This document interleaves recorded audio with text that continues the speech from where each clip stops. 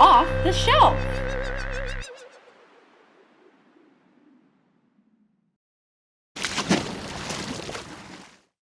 Hello, I'm Christopher, and I'm so excited to bring you this episode's deep dive. The book I read was Singing with Elephants by Margarita Engel.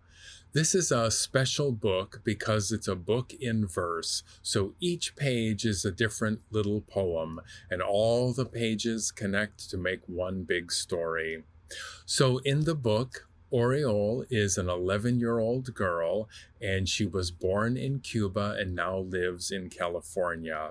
She spends a lot of her time working at her parents' veterinary clinic, so she gets to meet all kinds of different animals and take care of them.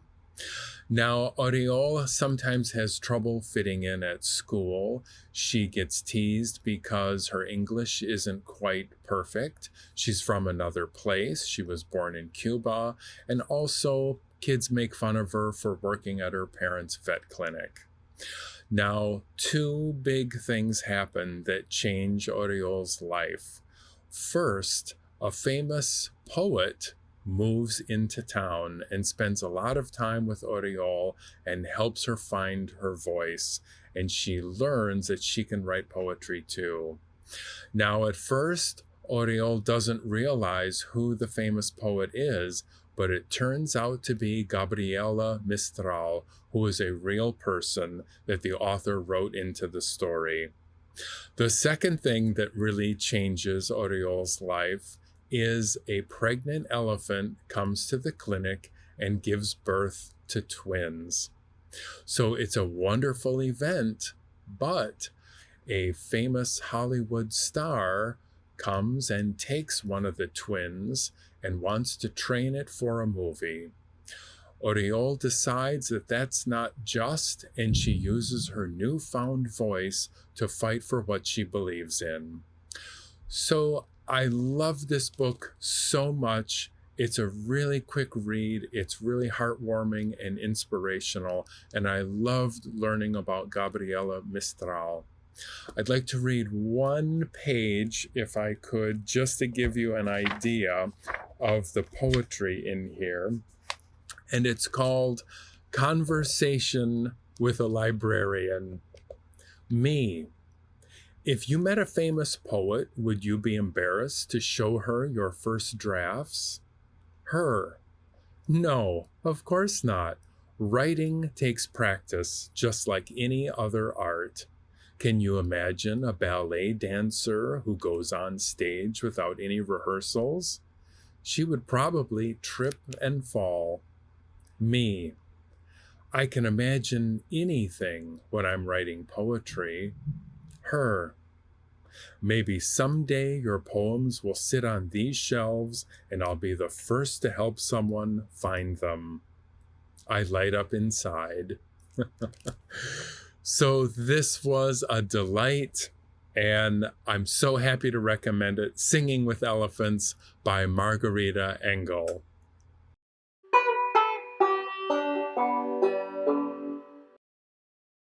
Hi there. I'm Elizabeth, and I'm so excited to tell you about two awesome historical fiction titles for today's episode of Off the Shelf. The first one is called Indian No More, and this is by Charlene Willing McManus with Tracy Sorrell. This tells the story of a young girl named Regina who lives with her family and other members of her tribe on the Grand Ronde Reservation. She's part of the Umpqua tribe, and this is set in 1957. This reservation is out in the western part of the United States, and in 1957, the United States government enacted some laws that said that certain Native American tribes did not exist anymore, and their reservations were no longer their land. That's why this book is called Indian No More, because overnight, Regina feels like she suddenly is no longer Indian because the United States government says that she isn't, even though she lives with her tribe and practices native customs and loves where she lives. So her father decides to sign up her family for the Federal Indian Relocation Program. And Regina and her family move to Los Angeles, a place that she's never been before. And she has to get used to a whole new world. She's never met kids of other races, and they've never met a real Native American person. And for the first time in her life, Regina has to come face to face with the viciousness of racism, both personally and toward her new friends. So this is a really interesting story about a fascinating time in U.S. history. And a lot of the time we don't learn about this in school. We don't hear about the laws that were created in 1957 that made some tribes quote unquote non-existent to the United States government. So this is a really, really interesting read that's both educational and beautifully told. And the author is actually part of the Umpqua tribe. So she's writing about her own people in this book. So that's Indian No More. Secondly, I wanted to share with you a book I'm really excited about called My Own Lightning by Lauren Wolk. And this is the sequel to the Newbery Honor winner Wolf Hollow. So many of you maybe read Wolf Hollow. If not, you should definitely check it out. But this continues on the story of that book. So this is set in Western Pennsylvania during World War II in 1944, and it's set several months after Wolf Hollow. The main character in this novel is Annabelle McBride, but she's kind of struggling to move forward from the tragic events that happened in the previous book. It's summertime. There's a lot going on. Her brother's dog has gone missing, and Annabelle's helping him try to find the dog. And unfortunately, she has to confront a bully that still is kind of traumatizing the kids in the town from Wolf Hollow. Annabelle has to kind of learn how to blaze her own trail in this book, and she really has to question what it means to seek justice and what it means when justice is not appropriately served in her mind. So this is an awesome sequel that I'm really excited to, that has come out. Definitely read Wolf Hollow first if you haven't. But again, My Own Lightning by Lauren Wolk. So I'm super excited about both of these two books. I hope you give them a try. Both excellent historical fiction set in 20th century United States. And if you like them, they're available. If you're interested, they're available at our libraries, and they are on the new shelf because these are both brand new titles. Enjoy.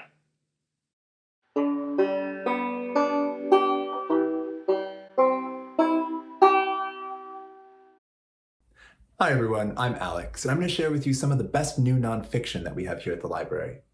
Now, ordinarily I try very hard to find books that fit a theme, but this time around I found two books that have absolutely nothing to do with each other, but they're both so amazing and I honestly can't choose between them, so I'm just going to show you both and just roll with it. For starters, I have The Wonders We Seek, which is a bunch of biographies about famous Muslims that helped shape the modern world. Just to give you a flavor of what you'll find here, I want to share with you the pages about Razia Sultan. So as you can see, the illustrations here are beautiful and intricate and just fantastic. But what you can't see is just how interesting these pages are to read and all of the amazing things that you can learn from them. For example, Razia was both a woman and a ruler of a kingdom back when that sort of thing was extraordinarily rare.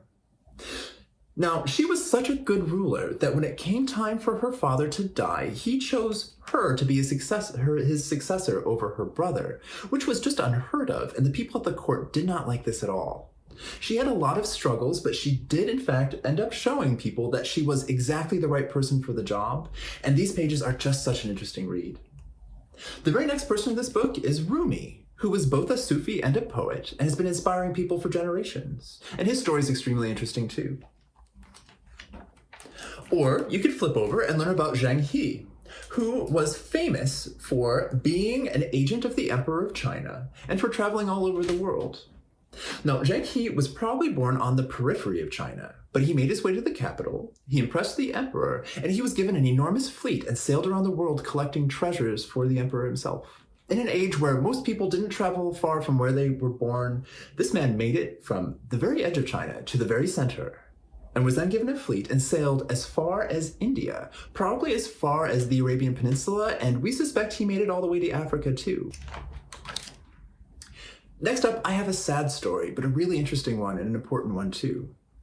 Abdul Rahman Ibrahim was born a prince in Africa and ended up in slavery in the United States. And like I said, it's a sad story, but he does eventually make his way back home to Africa right before he dies. And you learn a lot about America in these pages, and a lot about the rest of the world too.